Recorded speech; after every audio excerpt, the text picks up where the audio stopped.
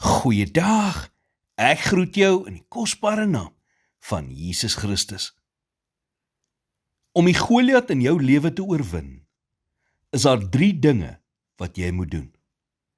Die eerste ding, jy moet teen hom opstaan.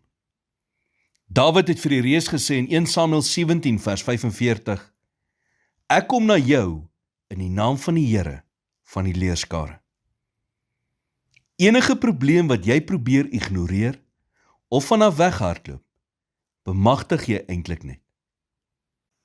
Nadat die volk elke dag na Goliat se dreigemente geluister het, het vrees die harte van God se mense beetgepak en hulle kon hom nie weerstaan nie. Die tweede ding, jy moet dit onthou wat God reeds vir jou gedoen het. Dawid het sy oorwinnings oor die leeu en die beer onthou. En jy moet dieselfde doen. Hy sê in 1 Samuel 17 vers 34, en as daar 'n leeu of 'n beer kom en 'n stuk klein vee uit die trop wegdra, dan gaan ek uit agter hom aan en verslaan hom en ruk dit uit sy bek uit. En as hy my aanval, gryp ek hom aan sy baard en verslaan hom en maak hom dood. Die krag om vandag se stryd te kan hanteer, kom deur te onthou hoe God jou gehelp het om gister se stryd op te los. Die derde ding, jy moet die reus se kop afkap. 1 Samuel 17 vers 51 sê, daarop het Dawid gehardloop en by die Filistyn gaan staan en sy swaard geneem, dit uit sy skede getrek en hom van kant gemaak. En hy het daarmee sy hoof afgekap. Toe die Filistyne sien dat hulle held dood was, het hulle gevlug.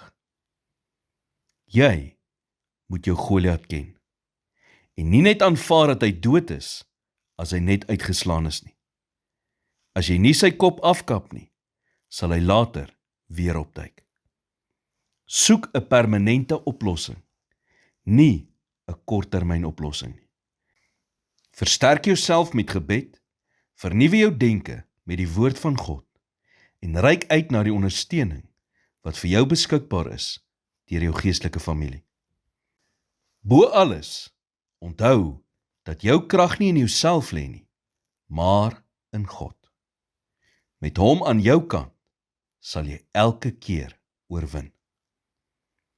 Here, vandag staan ek voor reuse wat te groot lyk om alleen te trotseer. Dankie dat U sterker is as enige reus in my lewe. Net soos U vir Dawid die oorwinning oor Goliat gegee het, vra ek vandag vir die moed om vas te staan en op U krag te fokus, eerder as op die grootte van my stryd. In Jesus naam bid ek dit. Amen.